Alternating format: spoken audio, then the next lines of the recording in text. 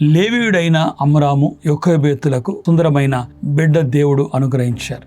ఆ బిడ్డని 3 నెలలు దాచలేక దాచారు. కానీ అప్పుడున్న పరిస్థితుల బట్టి మగబిడ్డలను హతమార్చమని రాజు ప్రజలకు ఆజ్ఞాపించినప్పుడు ఆ బిడ్డ ఎక్కడ చంపబడతాడో అనుకొని ఒక జమ్ము పెట్టెలో పెట్టి ఆ బిడ్డని నైల్ నదిలో విడిచిపెట్టారు.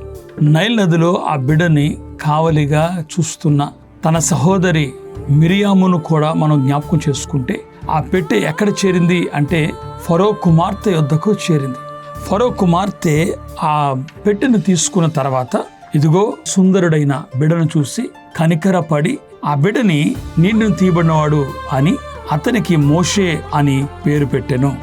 మోషే ఎదుగుదల కొరకు మిరియాము ఇచ్చిన సలహాను బట్టి ఒక హెబ్రీ స్త్రీ దగ్గర పెంచబడి, అనగా తన సొంత తల్లి దగ్గరే పెంచబడి ఆ తర్వాత ఎదిగిన తర్వాత ఫరో కుమార్తె యొద్దకు తేబడ్డాడు. ఫరో కుమార్తెకు కుమారుడు అయినట్లుగా వాక్యం సెలవిస్తుంది. ఒక దినము మోషే ఐగుప్తీయులు హెబ్రీయుని కొట్టుచుండగా అది చూసి ఓరవలేక అతనిని కొట్టి చంపి ఇసుకలో పాతిపెట్టినప్పుడు మరొక దినము 2 హెబ్రీయులు పోట్లాడుచుండగా అన్యాయం చేసిన వారిని చూచి నీవెలాగా పొరుగు వారిని కొట్టుచున్నావు అని అడిగాను. అతడు నీవు ఐగుప్తుని చంపినట్లు నన్ను కూడా చంపుతావా అని అన్నప్పుడు మోషే ఈ వార్త అందరికీ తెలిసి రాజుకు తెలియకముందే ఈ స్థలం నుంచి నేను బయటికి వెళ్ళటం మంచిదని ఆలోచన చేసి మోషే భయపడి ఆ ప్రాంతాన్ని విడిచిపెట్టి మిద్యానుకు పారిపోయాను.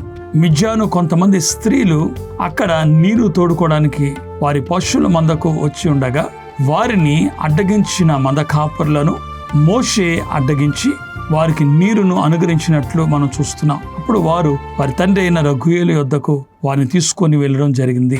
మోషే అక్కడ వారితో కొంతకాలం ఉండి అక్కడ వారి కుమార్తె అయిన సిపోరాను వివాహం చేసుకొనెను. ఆ తర్వాత ఒక చక్కటి కుమారుడును కన్నాడు. ఆ కుమారుడు గెర్షోము అని పేరు పెట్టిరి. ఫరో మరణించగా ఇశ్రాయేలు మొరపెట్టుచూ ఉన్నారు దేవునికి. వారి మొర విని దేవుడు మరి వారి ఎడల లక్ష్యం ఉంచినట్లుగా వాక్యం సెలవిస్తుంది.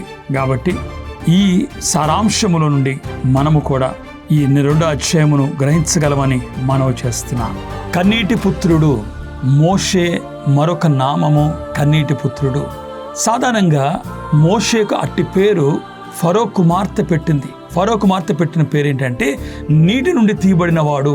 కానీ ఇప్పుడు ఈ పేరుకు బదులుగా నేను ఇచ్చే పేరేంటంటే కన్నీటి పుత్రుడు. ఎందుకు కన్నీటి పుత్రుడు అని మోషేకు పేరు పెట్టడం జరిగింది అంటే ఒక మంచి మాట జ్ఞాపకం చేస్తాను. ఫరో ఇశ్రాయేలు ప్రజలను వారి కలుగుతున్న మొదటి ప్రతి బిడ్డని, అనగా మగబిడ్డని వారిని పారవేయండి నైల్ నదిలో అని ఆజ్ఞాపించారు. అది ఎంత భయంకరమైన పరిస్థితి.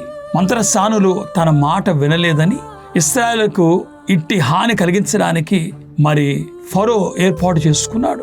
తన ప్రజలకి చేతికి చట్టాన్ని అప్పగించాడు. ఎక్కడ మగబిడ్డ ఇశ్రాయేలు కనపడినా నైల్ నదిలో పారేయండి అనగా అక్కడ భయంకరమైన ముసలలు ఆహారం చేసుకోవడానికి పారవేస్తుంటే నైల్ నది చుట్టూ కూడా అనేక మంది స్త్రీలు, హెబ్రీ స్త్రీలు కన్నీరు కారుస్తూ ఉన్నారు. నేను అనుకుంటాను, నదులు నీళ్లు పారుట కంటే హెబ్రీ స్త్రీల యొక్క కన్నీరు మరి ఎక్కువ కనపడుతుందేమో. ఒక ప్రక్కన స్త్రీలు వారి బిడ్డలు పోగొట్టుకొని వారి కడుపు కోతను బట్టి కన్నీరు కారుస్తుంటే మరొక ప్రక్కన వెట్టి చాకరిని పెట్టి ఇశ్రాయేల్ యొక్క పురుషులను, అనగా హెబ్రీల యొక్క పురుషులను భయంకరమైన శ్రమ, ఒక రకం చెప్పాలంటే వారి ప్రాణములు విసిగిపోయినంత శ్రమ పెట్టి వారు పురుషులు కన్నీరు కారుస్తుంటే ఒక ప్రక్కన పురుషులు, ఒక ప్రక్కన స్త్రీలు బిడ్డలు పోగొట్టుకొని శ్రమను బట్టి కన్నీరు కారుస్తుంటే ఎంత భయంకరమైన పరిస్థితి అక్కడ తల్లడిస్తుంది. ఈరోజు మనం నేర్చుకోవాలి ఏంటంటే, అందుకే వీళ్ళు రక్షించడానికి వారి కన్నీటిలో నుండి దేవుని యొక్క తలంపు, ఆలోచన మోషేను ఒక రక్షకుడుగా వారి విమోచించడానికి ఏర్పాటు చేసుకున్నాడు. అందుకే నేను కన్నీటి పుత్రుడు అనే మాట పెడుతున్నాను.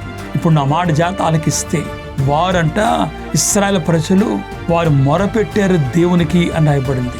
ఆ మొర ఒకవేళ మాటలుగా నాకు కనపడట్లేదు, కానీ వారి మొర మూలుగుగా వెళ్ళినట్లుగా దేవుని సన్నిధి చేరిందని ఈ 2వ అధ్యాయం చివరి భాగంలో రాయబడింది. వారి మూలుగు దేవుని సన్నిధి చేరిందని.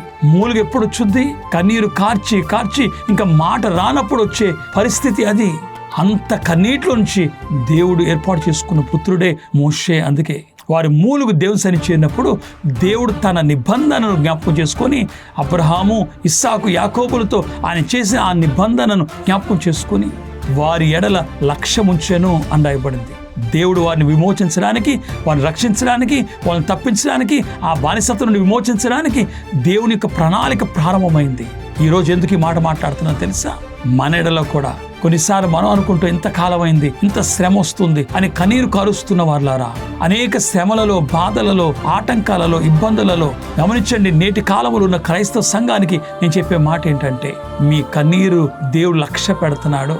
దేవుడు తప్పనిసరిగా మోషే లాంటి ప్రణాళిక నీ ఎడలో కూడా ఉన్నది అని గుర్తించండి. కేవలం ఇశ్రాయేలుని ప్రేమించే దేవుడే కాదు, నిన్ను నన్ను ప్రేమిస్తున్న దేవుడు, నిన్ను నన్ను కనికరిస్తున్న దేవుడు. ఖచ్చితంగా ఆయన ప్రణాళిక నీళ్ళ నెరవేర్చి మన ప్రార్థనలకు జవాబునివ్వడానికి యేసయ్య ఇష్టపడుతున్నారు. కానీ ఒక మాట నేర్చుకోవాలి, మీ ప్రార్థన, మీ మొర, మీ మూలుగు దేవుని సరి చేరిందా లేదా? ఎప్పుడైతే ఇశ్రాయేలు యొక్క మూలుగు దేవుని సరి చేరిందో దేవుడు వెంటనే తన నిబంధన జ్ఞాపకం చేసుకున్నట్లు మీ ప్రార్థన ప్రభు సింహాసనం పాదాల దగ్గర చేరేటట్లుగా మీరు విశ్వాసంతో ప్రార్థించండి. దేవుడు ఖచ్చితంగా వెంటనే తక్షణమే నెరవేర్పునిచ్చి మిమ్మలను విమోచిస్తాడు.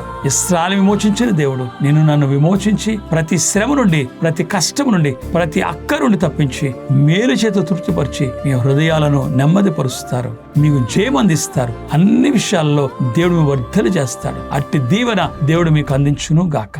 ఆమేన్.